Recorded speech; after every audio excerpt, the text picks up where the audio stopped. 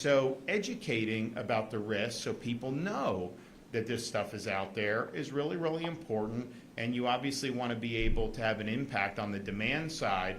We've also done our CORE program, which is kind of a full spectrum response to opioid addiction and opioid overdoses. You know, people can overdose, they get sent to the hospital, they get revived, they just kind of get put back on the street. Well, when that happens, you're likely going to end up using again.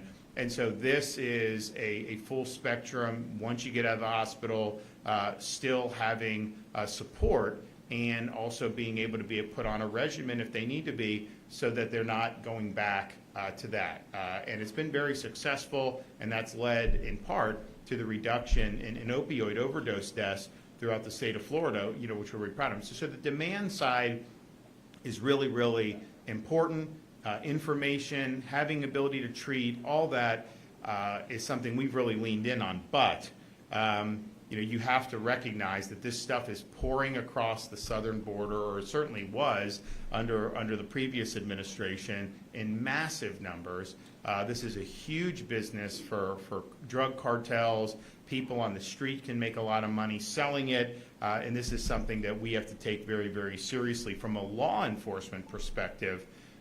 As we're working on blunting demand, as we're working on helping people who may be addicted, we got to throw the book at the people who are spewing this poison into our communities. And so in 2001, of course, I launched a number of emergency measures to help with the southern border that was happening in Texas, and they were able to do a lot of good work down there. And that was state law enforcement, state guard, National Guard, you name it. We also launched Operation Vigilant Sentry, which is our maritime operations to protect the peninsula of Florida from these vessels that come in, you know, illegally. And the Coast Guard has always been the one that's been in charge of that. Certainly at the time under the Biden administration, there was not enough Coast Guard assets to be able to stop all these vessels. And so we deployed more than 250 officers and soldiers from State Guard, Fish and Wildlife, Emergency Management, so that they could fill the gaps and stop these vessels. And over the years with Operation Vigilant Sentry, there have been, this is just state, so the feds have done as much or more likely with the Coast Guard, but just our Operation Vigilant Sentry interdicted 19,000 illegal aliens, almost 18,000 repatriated to their home country, and more than 470 total vessels that were interdicted. And a lot of times you have these vessels, they have narcotics on them. They have other types of contraband on them, and usually a bunch of military-age foreign men. Is that what you want in your community? Narcotics and contraband and these military? No, of course not. So being able to do the problem, though, with how all the immigration stuff, like if they get to the shore, what would happen is Biden would just release them, or he'd send them somewhere else in the interior of the country. So we really had to work on interdicting at sea. When you interdict at sea, you give them to the Coast Guard, they take them back. That's the practice. Honestly, I think if they show up in the Keys, you should take them and send them back. Like, why would we, you know, act like that's such a different thing? But nevertheless, that's how the federal government has historically treated it. So these were really important operations, and I guarantee you, you know, those operations have saved lives. There's no question that that has happened. Now, we also knew that we needed to do more to support our local law enforcement and continue working with our state law enforcement agencies. So in 2023, we established the State Assistance for Fentanyl Eradication Grant Program. We call it the SAFE program, which gives law enforcement funding needed to conduct large-scale drug interdiction operations across the state of Florida. This has allowed local law enforcement agencies to effectively fight against drug trafficking and to get hundreds of pounds of deadly drugs off the street. So here we are now, 2 years later, and honestly, I mean, maybe even a little less by the time this got signed into law and everything. So 2 years, roughly, the results have been incredible. To date, this is just through our SAFE investigations. Over 200, almost 200 SAFE investigations have led to 2,100 arrests, the seizure of 485 pounds of fentanyl, and over 63,000 fentanyl pills. So what does that mean? 486 pounds of fentanyl, 63,000 fentanyl pills. That is enough fentanyl to kill approximately 1/3 of the population of the United States of America. We have 340 million people, so that's well over 100 million people that could be killed by that amount of fentanyl. So that's really, really serious business. And it's not just fentanyl, 545 pounds of cocaine, over 300 pounds of meth, 4.6 million in drug cash, 730 in drug-related firearms, and then 76 drug vehicles have been seized as a result of the program. So these are major cartel-linked operations that are operating in Florida communities, and our law enforcement is putting a stop to it. And that was one of the reasons why when we talked about the southern border so much, I'd have critics, like obviously media and whatever, why do you care about the southern border? You're not on the southern border. Well, first of all, as an American, I care about having a border in a sovereign country, and I know people in Florida care about that too. So that's just the threshold. But what was coming across the border was not just staying in El Paso or Laredo or McAllen, Texas. It was going all across the United States of America. They wouldn't be running those operations with the drugs unless they could get it out across the United States of America. And so we knew from individuals coming, the contraband, all this stuff, that this would have a major impact on the state of Florida. And so the SAFE program was one of our ways that we fought back. And so if you look at some of the results, they are really, really encouraging. So FDLE agents in Orlando, Jacksonville, and Fort Myers earlier this month arrested multiple suspects that were part of a drug trafficking ring connected to a Mexican drug cartel. Coordinated takedown of these dangerous individuals all on the same day in different parts of the state is testament to the work that FDLE is doing. Their operations span 4 different states. One of the suspects was an illegal alien from Mexico with a standing deportation order. FDLE special agents worked for months to become embedded in these drug rings, both in Florida and in other states, so that they could uncover these drug trafficking networks. Several agents have even been close to being killed after a few undercover drug deals went bad. And thankfully, they were able to keep their cover and see these traffickers arrested, including right here in Orlando. Earlier this month in Orlando, FDLE arrested a high-level cartel member selling fentanyl and meth. They were able to seize more than 4.4 pounds of fentanyl during the bust. That's enough. 4.4 pounds of fentanyl could kill 1 million people. FDLE Orlando also arrested an illegal alien from Colombia, a former Colombian paramilitary leader responsible for cocaine trafficking and who had admitted to committing 29 murders. What are we doing with these people in our country? Are you kidding me?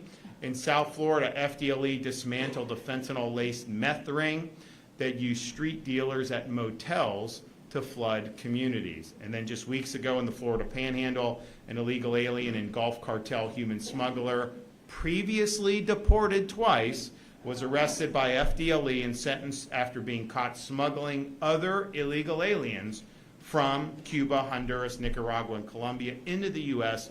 across the southern border during the Biden administration. So FDLE has really been tip of the spear on this. We appreciate that. But you've also had these local sheriff's departments that have done amazing work. So right here in Orlando, FDLE worked with the Orange County Sheriff's Office. They launched a multi-jurisdictional investigation known as Operation Burn, Baby Burn, that broke up a drug trafficking organization importing fentanyl from Mexico and from California. 17 arrests made, 6 pounds of fentanyl seized, 4 pounds of cocaine, enough fentanyl to kill 1.3 million individuals.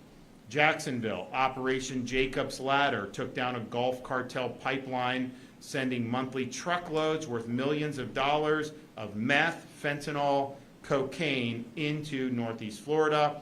Jacksonville Sheriff's Office and FDLE arrested 14 suspects, seized 164 pounds of cocaine and enough fentanyl to kill more than 1 million Floridians. Over 75 pounds of other drugs were seized, along with an entire tractor trailer and 13 firearms. This now incapacitated criminal group sourced its illegal narcotics from Mexico via Texas through the Gulf Cartel, whose leader is nicknamed the Friend Killer. Cartel presence in Florida is significant because for years the cartels have been known to be the Mexican drug cartels operating in the Sunshine State, the Sinaloa and Jalisco cartels, and they're both currently at war with each other. In Polk County, Sheriff Grady Judd's team, working with FDLE, seized 64 pounds of fentanyl in one case this June, enough to kill 14 million people. And they arrested cartel members tied to both of the Mexican cartels. This was the largest fentanyl seizure in the county's history. In fact, Polk County alone has seized more than 25% of all fentanyl captured as a result of the SAFE program. Polk's overall SAFE investigations have seized enough fentanyl to kill, in one county, 24 million Floridians. In Suwannee County, a rural county that often needs financial support from our SAFE program, FDLE worked with the Sheriff's Office to seize enough fentanyl to kill the entire county of Suwannee 43 times over. Rural sheriffs and their teams are often asked to do more with less, and SAFE gives these smaller counties the muscle to match big city cartels. In June of this year, FDLE and Suwannee County Sheriff's Office seized enough fentanyl to, as I mentioned, do significant damage in their county. So the SAFE program is working. This is something that we need to continue going. Last year, I recommended an additional $20 million so that we could keep our SAFE program operational. Now, the legislature did fund some of it, but not all of it. They funded $13 million, but this is something that absolutely deserves support in the next legislative session. So we have $7.7 million committed to active contracts. There's now about $5 million that are left for new contracts, and that may be enough to eke through the fiscal year, but it's not going to be enough to continue the momentum and continue to save lives. And so we will be recommending, when I roll out my budget later this year, additional funding for the SAFE program, and we will obviously work with the legislature to ensure that, and it's kind of rare where you fund something and then 2 years later you have significant deliverables. That's rare in government. Not as rare in Florida state government, but very rare throughout a lot of government. But these results are significant. These results have made our community safer. These results have saved the lives of many Floridians. And so I want to thank everybody that's been involved in this. This is a success story. There's a lot more that needs to be done, and I know the cartels aren't just going to fold up tent just because Florida has really gotten tough. And it's not just the SAFE program. I mean, we've also have very strong laws in place, in Florida. When I became governor, they were pushing to repeal Florida's truth in sentencing law so that people would have let out a lot of felons, and they wanted to be more lenient on things like fentanyl crimes. I put the kibosh on that, and so we now have really stringent penalties. And what Sheriff Lima and others will do is appropriately is, if you're dealing fentanyl and you sell it to somebody or give it to somebody who ends up overdosing and dying, you can be charged and should be charged with homicide. And that's what they're doing, because these people know that what they're doing, is killing people. So I want to applaud everyone that's been involved in that. We got to keep the momentum going. We can't just sit here and say, these are great successes and then just move on to other things. There's a lot of our family members, particularly our young people.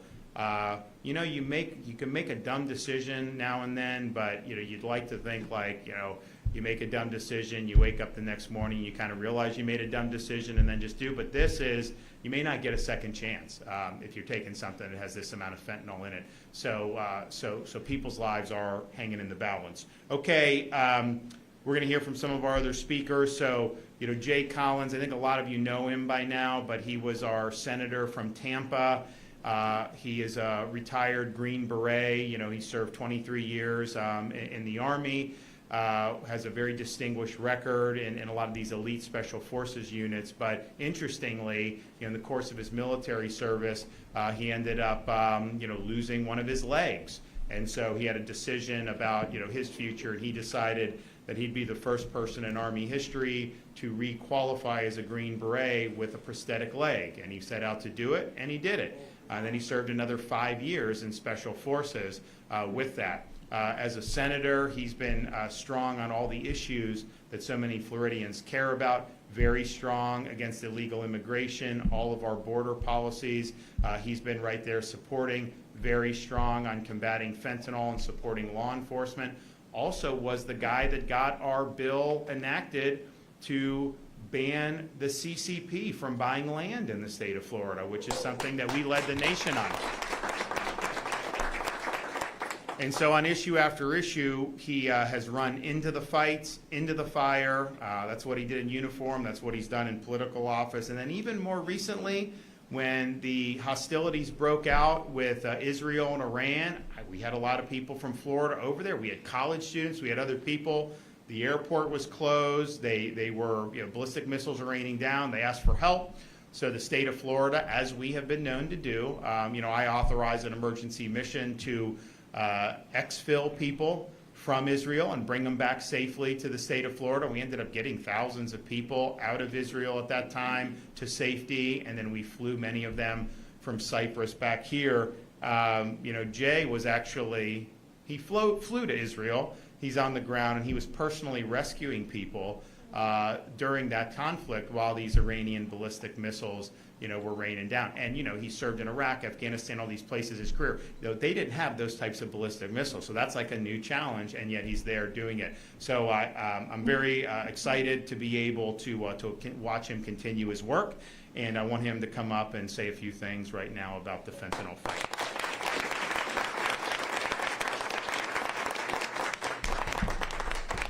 Well, thank you. It's good to see so many of you here today. And hard to live up to that billing, but I'll do my very, very best.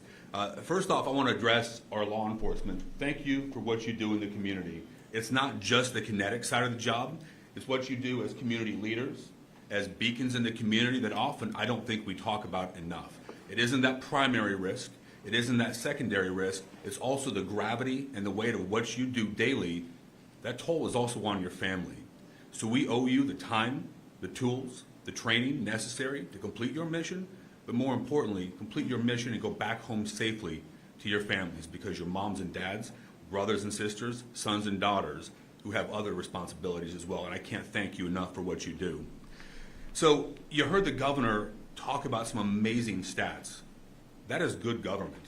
That is government focusing on things that matter, taking criminals out of our community, stopping the influx and inflow of criminals into our communities, and prioritizing people. There are many who want to talk politics, who want to play games on these issues. But let me tell you something. Here in Florida, that is not what we do. We will prioritize our people. We will keep you safe.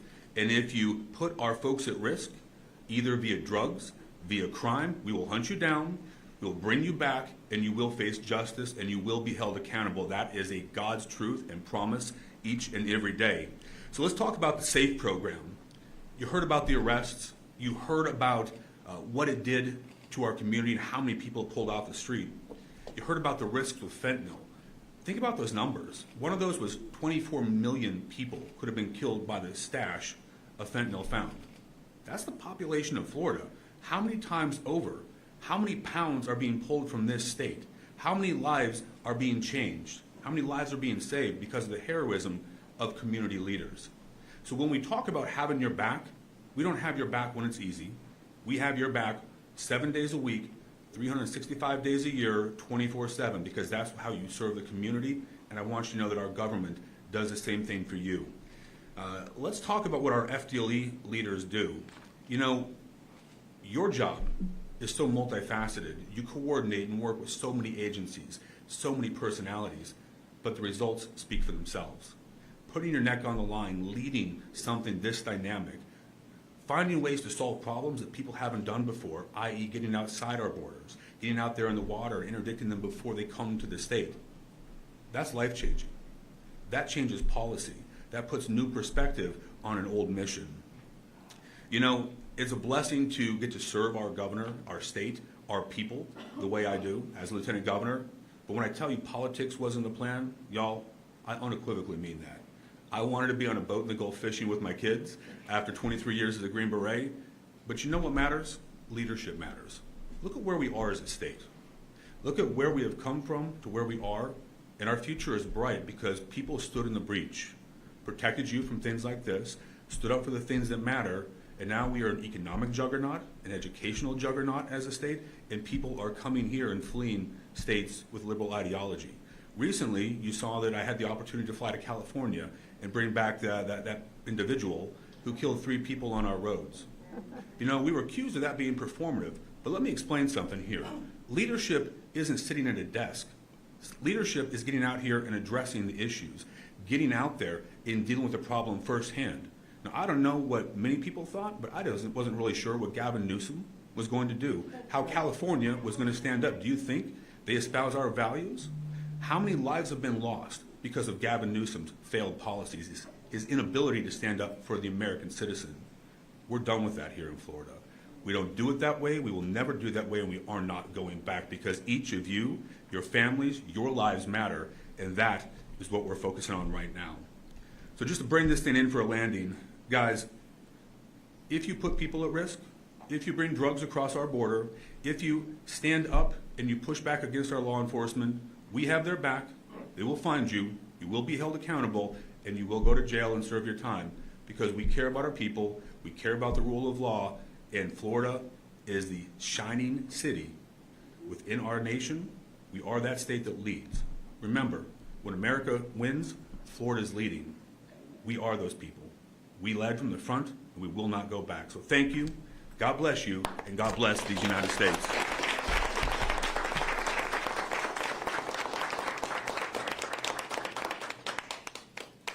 Thank you, Lieutenant Governor. Thank you to Governor DeSantis for being here today. It's an honor to have you guys here to talk about the success that FDLE and our law enforcement partners have had fighting this very, very bad drug. I want to talk to you from being a law enforcement officer almost 30 years now. I'll submit to you that this is the most successful drug fighting program that I have ever seen. And you'll see a lot of other law enforcement agencies say the same thing out in Florida. The results speak for themselves. And because of Governor DeSantis' program, under the SAFE program, we have been very successful. The FDLE agents that you see standing behind you and many, many more out in the field, they risk their lives every day out there with their partners that work with us from our local law enforcement agencies. They get after it and they fight fentanyl drug trafficking, specifically cartel-sourced drugs. Fentanyl that is taken off the street came from across the border. We have direct intelligence that leads it straight to the cartels that have all been listed by the president as being terrorist organizations. There's been millions of United States citizens, hundreds of thousands of Florida citizens that have been killed by this drug. The governor, Lieutenant Governor Collins, they get after it, and we follow their lead. We pursue them, and we hunt these guys. They are bad, and that is our business. The men and women in law enforcement, they do not tolerate this. They know the damage that it brings to the communities. You heard from the governor and lieutenant governor the statistics. They're quite impressive. Our local law enforcement partners and us, we would not be able to accomplish that without the funding from the SAFE program.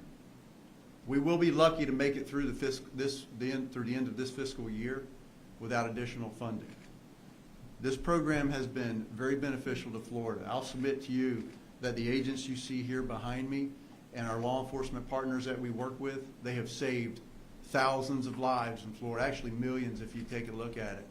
Because every drug dealer that's been taken off the street, it sends a ripple effect, and it resolves many other issues. These are not small-time drug dealers or users that have been taken off. All of these traffickers, over 2,000, they are drug traffickers. They are not users. Those are the ones that we target. The funding that comes from the SAFE program allows us to identify those threats, zero in on them, and eliminate them from our communities. They get lengthy prison sentences.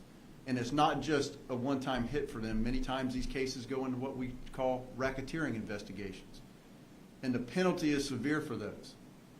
Decades in prison so that they cannot impact our communities anymore.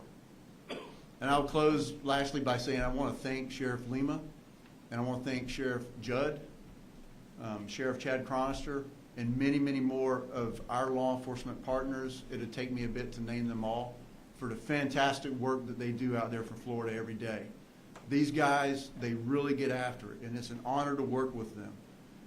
And I'll close by saying it's a highly motivating thing whenever you have your state leaders come in to where you're at and speak about the success of the results.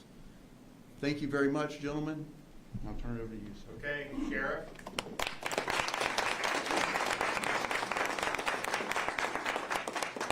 Well, good morning, everyone. First and foremost, I am so incredibly proud to live in a state that has a governor and a lieutenant governor who has wore the uniform of our country, protecting our domestic and international freedoms. That is incredibly rare.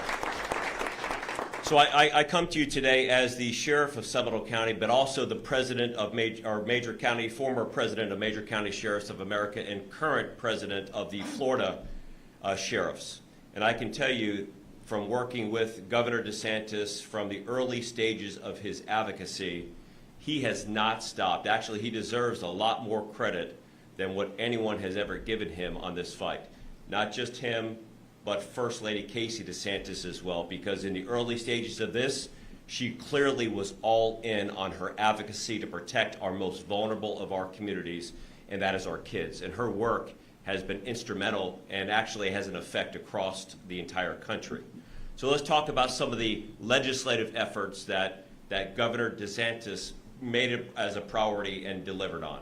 One, minimum mandatory sentences for people who are trafficking in fentanyl within our community. That is so incredibly important. There was a law for the longest time here in the state of Florida that determined that a murder case had to meet a criteria of proximate cause of death. Again, working with our legislative partners, the governor was able to bring home to change that to substantial factor, allowing us to charge drug dealers with murder. And in Seminole County alone, we've charged nearly 50 drug dealers with first-degree murder for dealing deadly doses of drugs on our street. But it didn't end there. We also recognized that there was a problem because we knew the life-saving effects of administering Narcan, reversing the effects of a drug overdose. But the drug dealer, when they dealt the drugs and somebody was revived with Narcan, was literally getting away with murder because the person did not die. Not here in the state of Florida any longer. Now we have the ability to charge the drug dealer with second-degree felony culpable negligence when somebody, whether a private citizen or a public safety professional, revives somebody with the use of Narcan. Last and certainly not least, we found that as more people were going into the treatment spaces, there was always an increased penalty for drug dealers selling drugs in proximity to areas of vulnerability, school, church, playground, but no increased penalty for a drug dealer selling drugs in proximity to a location where somebody was actually getting treatment. Now in the state of Florida, that increased penalty is in effect, so we can charge drug dealers with that increased penalty.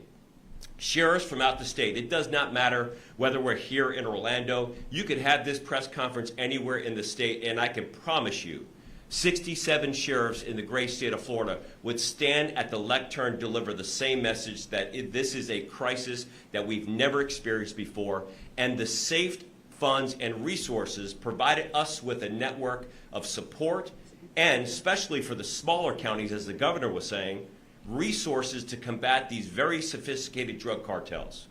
If you watch what has happened, Chinese had the precursor chemicals and they were sending it over here. The two major drug cartels, Jalisco New Generation Cartel and the Sinaloa, sent their chemists down with the Chinese chemists to learn how to do this. Fentanyl, you've heard the stats of deaths over and over again.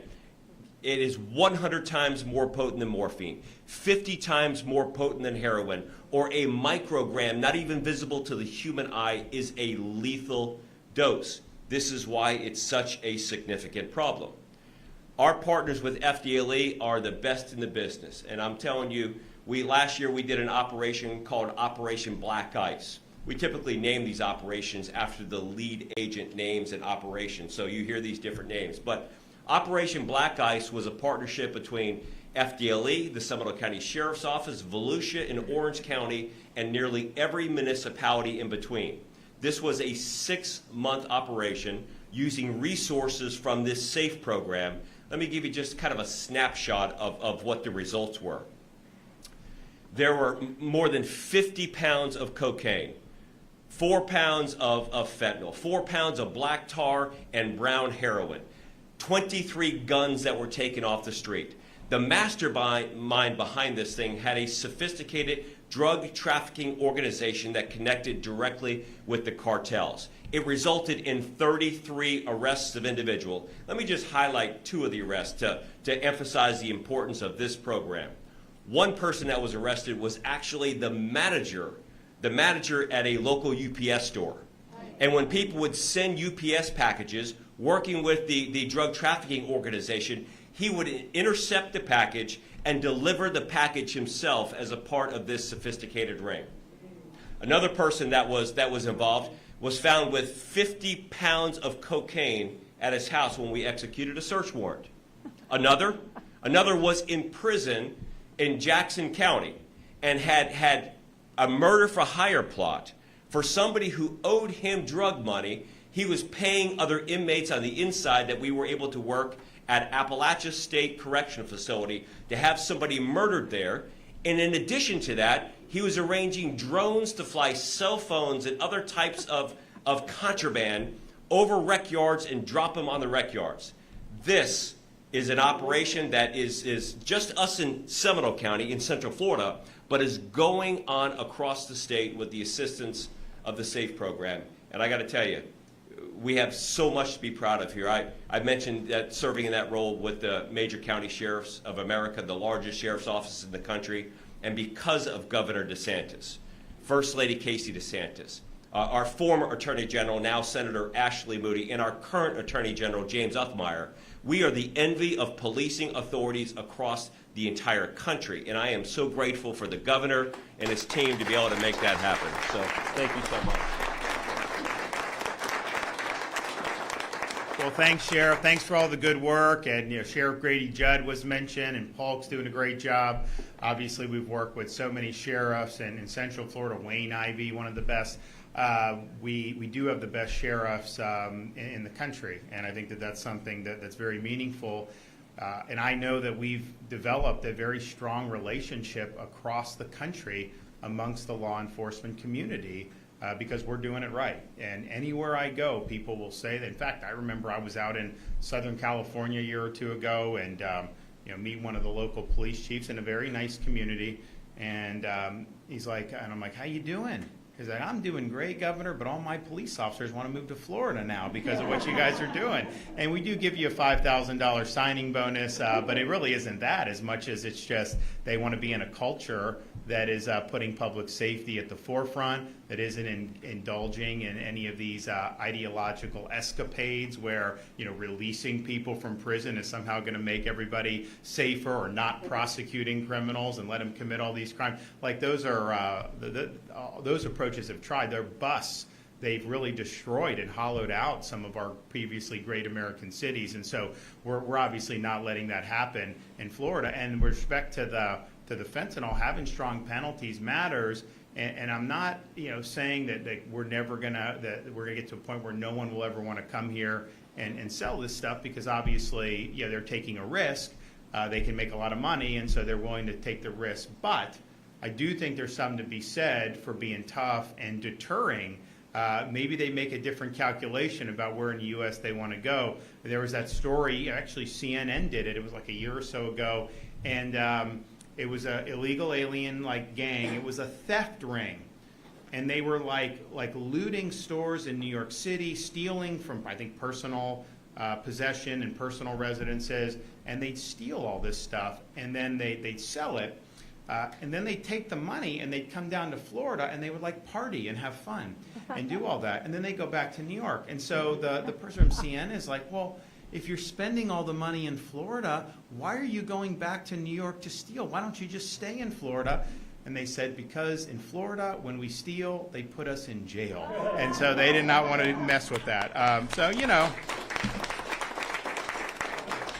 and I do just want to, because the sheriff had mentioned it, it is interesting.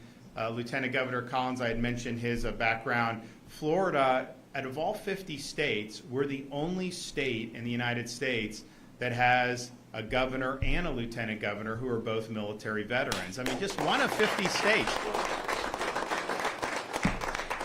Of course, he doesn't want me to remind him, as a Navy guy, that that Navy won the Army-Navy game last year. So we'll see what happens. It had been a little bit of rough sledding for a few years there, and then Navy they were underdogs, no question, and then kind of got back on it. But it's been interesting to see Army's program they have done very well over the last 10 years or whatnot, and so we'll be we'll do all we can to prevent open warfare from the governor's office when we have this year's Army-Navy game. All right, we have any questions back there? Yes, ma'am. We have two.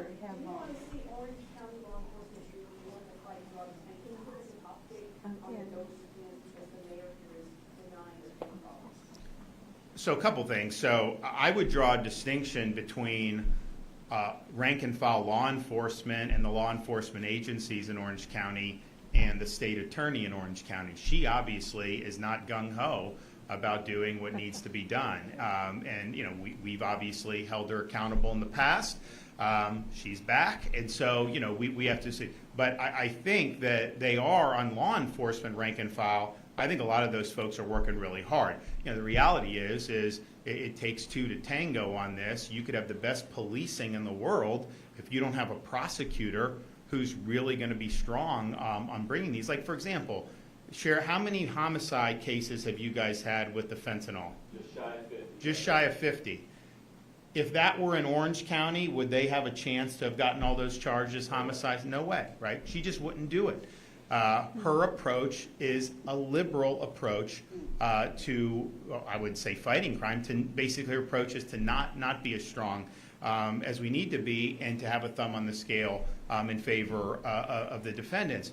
So these guys are bringing people to justice. They're treating them like the murderers that they are in Seminole and Brevard and in other parts of Florida.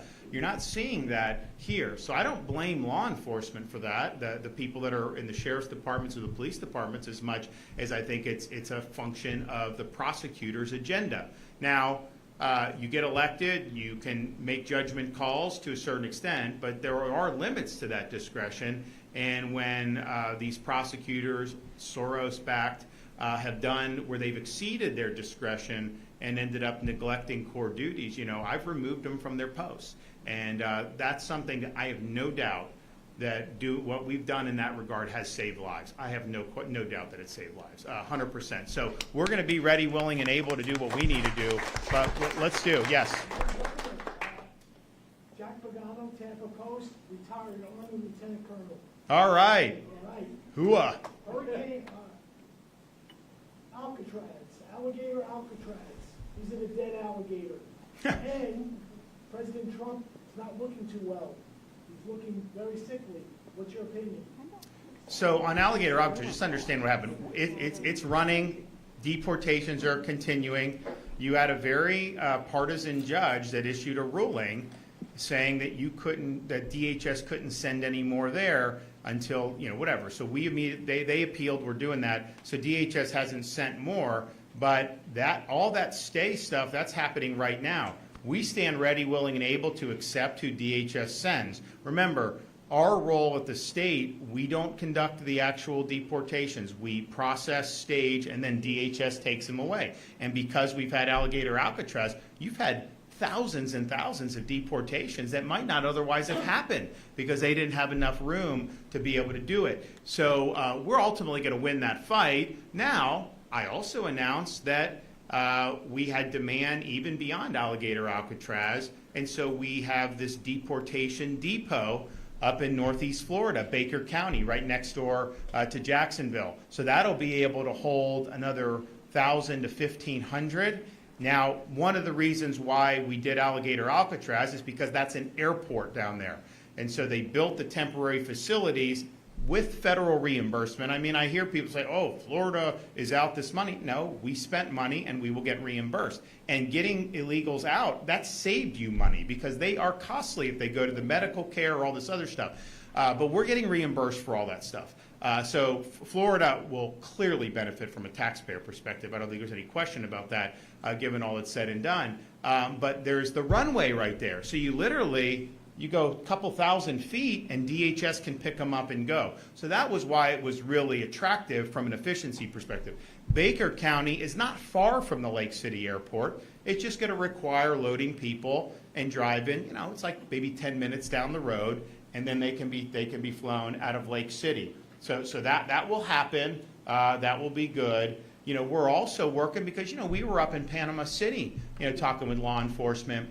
And, you know, you're in the Panhandle, sending to Alligator Alcatraz, that's a long way. Even sending to the deportation depot in North Florida, you know, that could be 3 to 5 hours depending on where you are in the Panhandle. And so, you know, they were like, is there a way we can get a facility that's going to be closer to us? And so we said yes. So we're actually in the process of figuring out how we can set up a Panhandle pokey. And we're going to have that in the Panhandle. And so the mission continues. And so I think like some of the report act like, oh, well, DHS isn't sending any more there, therefore, no. DHS hasn't sent us any more since that judge ruled. But this week, we're applying to have that decision stayed. Here's what they did, just so, this is so outrageous. So this is a Collier-Dade airport. And it's actually located in Collier County.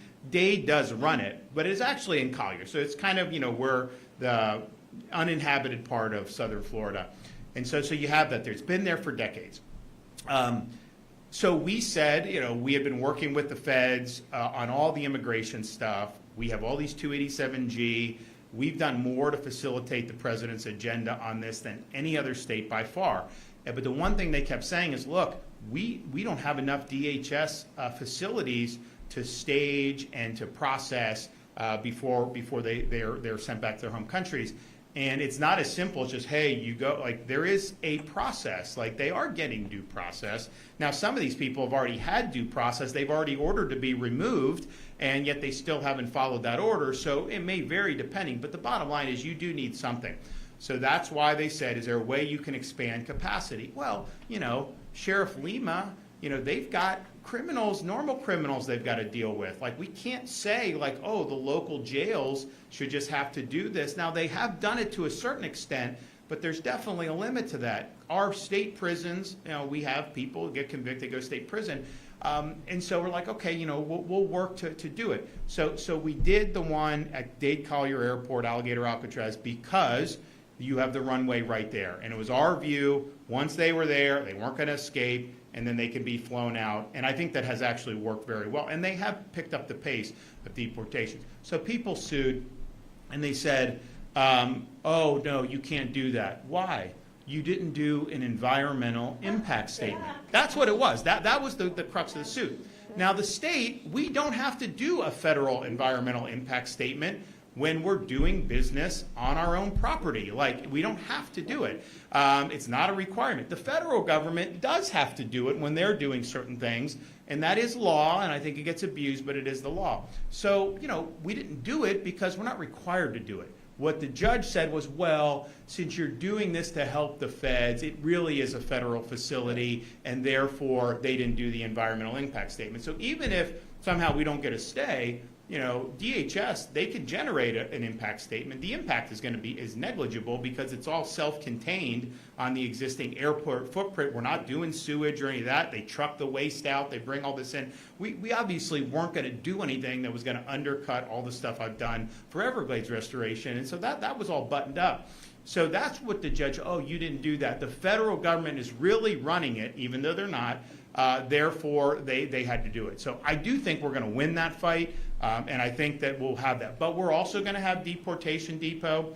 We Panhandle, Pokey, and then we're also looking in other areas. And so I think the net of this, there's a demand to have way more than just alligator Alcatraz. I mean, the reality is, if this judge's ruling stands, even if we continue with these other facilities, DHS will not have enough space. It will be harmful to the efforts. It'll be harmful for the state of Florida. So we're very confident that they're going to do. And DHS, I think their position is, look, if a judge tells us not to send to that facility, then we'll send them other places. And that's fine. That's their prerogative to do. But it's still being operated. We're going to, and a lot of people have been taken out of there for sure. So I would just say stay tuned on that. The mission continues. We are going to ensure that the laws are enforced and that people here are illegally, particularly those who have already been ordered to be deported. We've got 70,000 people in the state of Florida alone that have final deportation orders that haven't been executed. Obviously, Biden wasn't executing any of this stuff.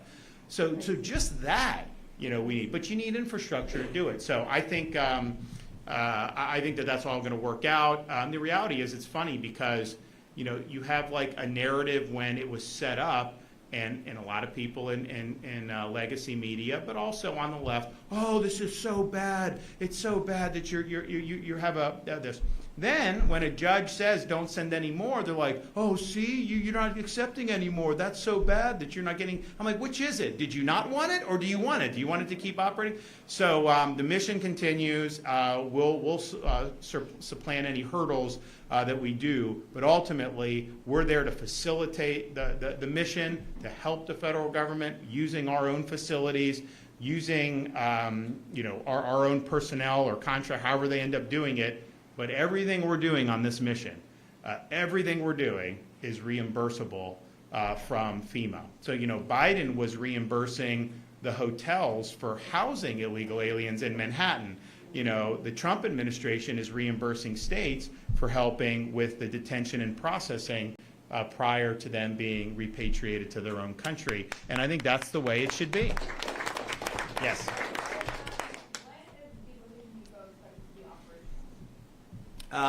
We will, it is momentarily. We will have an announcement on that maybe pretty soon. We may, you'll find out pretty soon, I think. I mean, we said it would, the runway we said when I announced it is basically the timeline that we'll be on. Yes? 3 protesters were arrested for using chalk on the crosswalk. We know the state is trying to make those crosswalks safer. However, they say their First Amendment rights were violated.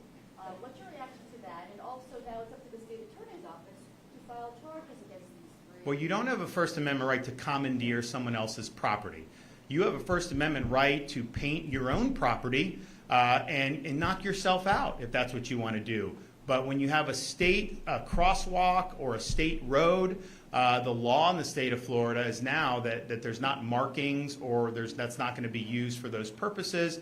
FDOT issued a memo to explain that a couple months ago. Everybody's been on notice about that. But, this is kind of an instructive civics lesson here. You do not have a right to take somebody else's property for your messaging purposes. Like, that's never been what the First Amendment has said. And, we just got to be clear on that. And I'd also say, I've approved a lot of money for a Pulse Memorial. Where is it? Why haven't they gotten that done? A lot of money has been frittered away over the years. I think I'm certainly supportive of an actual fitting memorial for people that were murdered that day. One of the most horrific mass killings in American history. Yeah, I've approved a lot of money for that over the years. But that's not for some crosswalk. That's not to do those other things that are different from state law. So look, what I will say is this: most places in Florida, 95%, and there were other things that were marking before this bill went in. We had Blue Lives Matter, which, I've been supportive of that. But, we're not going to use our roads for that, right? And so hang up a flag, do what you want on your building, your house, however you want to do it. But we're not going to be doing that on our state roadways. And I think this is the best policy. I think it's just, some of the stuff that was going on, over the last couple years, it's just, it's too much to have this. And then what will happen is it creates safety hazards. One, people just seeing it, but then you have some people who may disagree with the message, and then they're incentivized to try to peel out or something. Now they get held, but it's just, why are we even, going down this road? So we are going to make sure that, that law is enforced in an even-handed way. I don't care what your message is. Use it by yourself. You can say it. You can project it how you want on your property. You can do all the things that we've always been able to do, but just don't use other people's property to do it. To the state attorney's office to file charges. Well, yeah, look, I mean, I'm under no illusions about the state attorney from Osceola and Orange County. I mean, I think it's likely going to be political decisions. I get that. I understand that. But the reality is our role from the FDOT's perspective, Florida Department of Transportation, is to make sure the roads remain clean. Make sure that the roads remain clear of this. We're not going to say, this community, that community can do it, but not you, not you. No, we're just going to say the roads are going to be used for those purposes. Now, there's Delray Beach, I think, has a hearing in Orlando today. I think Key West is tomorrow in front of FDOT. They have basically taken the position, even though the law is what it is, even though FDOT has issued guidance, that they should just be able to be a law unto themselves and do whatever they want. And look, that's not the way this system of government operates. We have elections, people get elected, they pass legislation. I, as governor, sign this into law. So not only do I have a right to make sure that it's enforced, I have a duty to do it. And I took an oath to discharge the office and to do all that. So they just decide they don't like the law. They want to do what they want to do. That just isn't going to fly. It is not going to fly. So eventually FDOT will be able to correct it in Delray and correct it in Key West. But I would note, a lot of other places had stuff, and once they were apprised of the new policy, they were like, fine.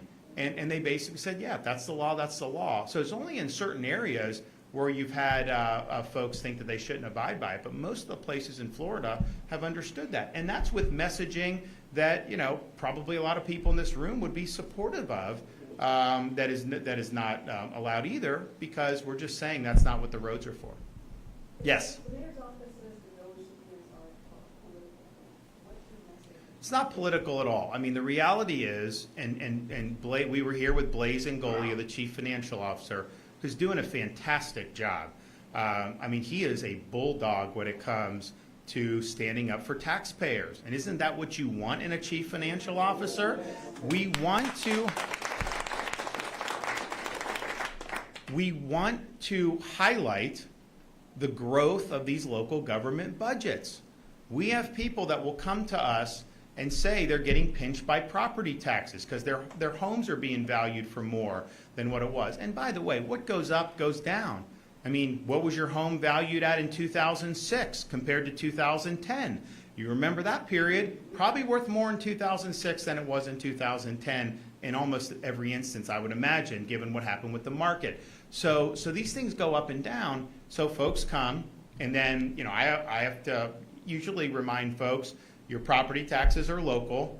They're under Florida's Constitution. The millage, all that is set by these local taxing authorities. The money goes to them, and then they use it.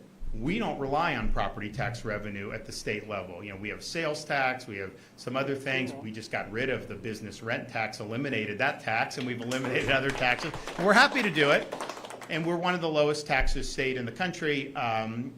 Certainly on a per capita basis, we're probably the lowest. So you have that. So we are at a position where we want to be able to help with property tax.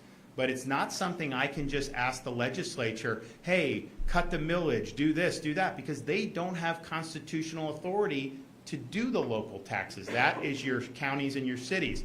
So what we're going to do is we're going to place a question on the ballot that is going to allow Floridians to be able to vote themselves relief from property tax. And as I said, my vision is, if you own your home, to truly own it, you have to own it free and clear of the government. You shouldn't have to pay rent to the government.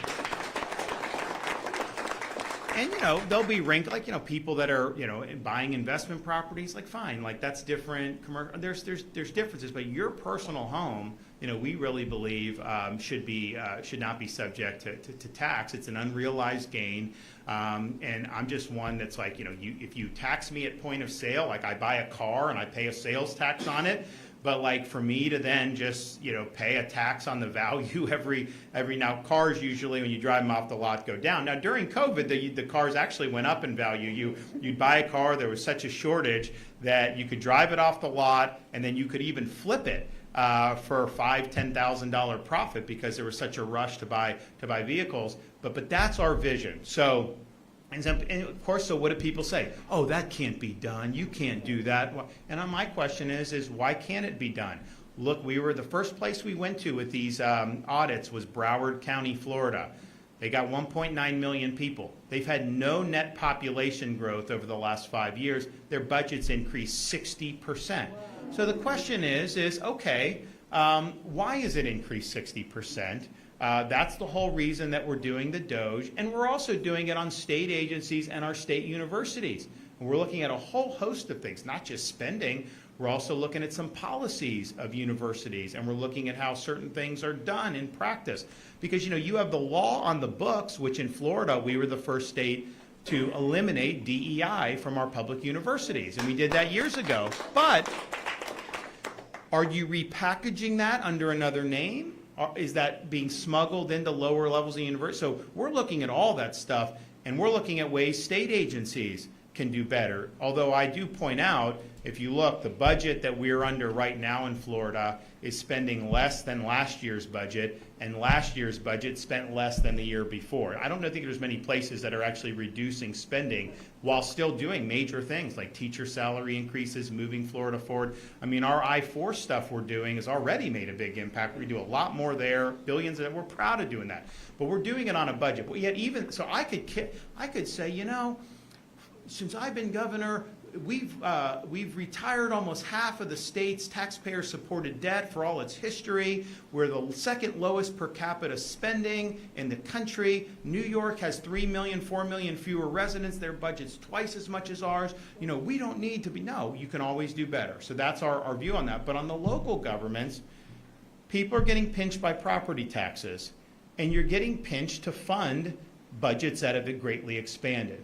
So the question is there room to be able to give you the property tax relief you want while pulling back some of the bloat that's happened over these last 4 or 5 years? And so the DOGE efforts are really, one, standing up for taxpayers, but two, letting people have the information about where their money's going when they're having to pay property tax every year. What is that going towards? And do you want to change that relationship you have with these local governments so that they can't keep picking your pocket, just for living in your own home? So that's what's good. That's it's not political or partisan. It's something that I think has a lot of interest across party lines, because it isn't like if you're one party or the other that you're happy that your property taxes have gone up. I don't think anybody's happy with that, especially when they haven't realized the gain. It's one thing if you sell your house,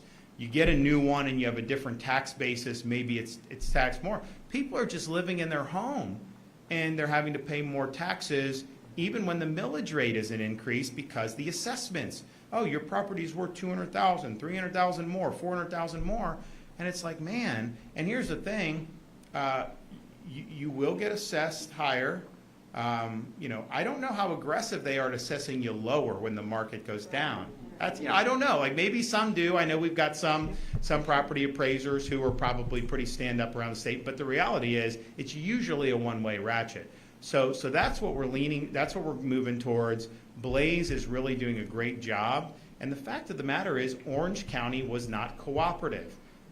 He has the authority And then the state also has additional authority with the most recent budget. So when you have people reading off a prepared script and not willing to answer questions, as a taxpayer, is that acceptable to you? No, of course not. So this is something that I think is important. I think compliance is obviously required under the law, and I expect to see that. But I think Blaze has been good. You know, he's been very hard on Manatee County, which is a very red county. I mean, I'd have to look at the election results. I mean, you know, when I was running, I think we won it by like 30 points. It is not a liberal county by any stretch. He's also looked at like places in the Panhandle and elsewhere. So it isn't just the blue dots like Orlando and Orange County and Broward. Those are included. Gainesville's included too. I mean, they've got a lot of issues. But it really is across the board for all taxpayers. So I'm proud of what Blaze Ingoli is doing. I think we need somebody in that position that's going to be very aggressive at being an advocate for the taxpayers. And I think you're going to see that there's a lot of this, because you think about it, you know, if you're elected to one of these boards, commissioners, you're there, and then especially during COVID, it's like, okay, the whole world comes to Florida, right? People move to Florida. Some people just vacationed in Florida. Some people just wanted to get away from the insanity elsewhere. So what happens is your coffers swell. So they're getting, property values are going up. People are buying homes, a lot of times sight unseen. You go back to like 2021, 22, people were buying homes without even seeing them. They'd be on the market and like an hour later it'd be sold. That was happening frequently in Florida. And so you had this rush, and then they're buying homes and the values are going up and the prices are going up. And that means more money is flowing into these coffers. And so how many of the local governments responded by doing really significant property tax reductions? Not very many did that. They basically spent the money. And there's also other things about, you know, do they put money away? What do they have here? All this other stuff. So people deserve the truth on this, and I think that the audits that Blaze are leading, you know, it's we've called it the Florida Agency for Fiscal Oversight, our FAFO audits, and you know, I think it's something that's really good for the people of the state of Florida. But you got to stand with taxpayers. I mean, we're the free state of Florida because we respect taxpayers. We do that at the state level more than anywhere. But we need to do it at the local level as well. All right, thanks everybody.